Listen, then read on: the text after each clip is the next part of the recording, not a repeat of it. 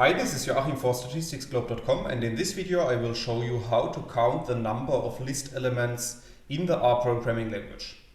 So in the video I'm going to show you two examples, and both of these examples are based on the list that we can create with lines 2 to 4 of the code. So if you run these lines of code, you will see that a new list object appears at the top right of RStudio, and we can also have a look at this list by running line 5 of the code. And then you will see at the bottom in the RStudio console that our list is returned. And as you can see, our list consists of 3 list elements. So let's assume that we want to count the number of list elements in our list. Then we can apply the length function, as you can see in example 1 of the code. And within the length function, we simply need to specify the name of our list, as you can see in line 8.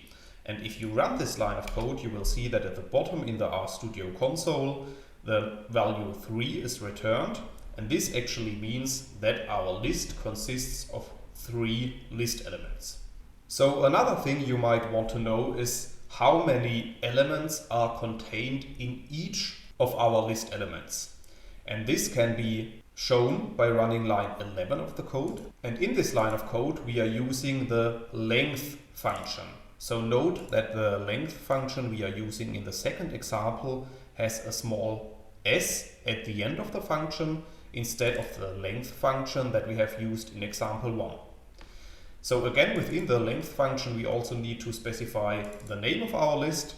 And then if you run this line of code, you will see that another output is returned at the bottom in the RStudio console. And this output is showing the names of each of our list elements. And below these names, it is showing the number of elements that are contained within this list element. So our list element L1 consists of 1 element. The list element L2 contains 7 elements. And the list element L3 consists of 2 elements.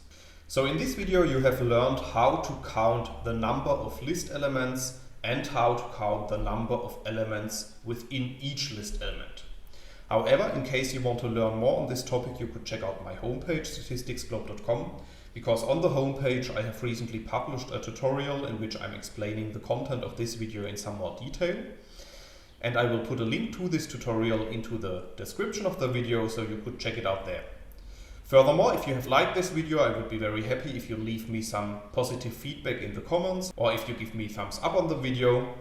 And don't forget to subscribe to my YouTube channel in order to get notifications in future when I'm releasing new videos to the channel. That's it for this video. Thanks a lot. See you next time. Bye bye.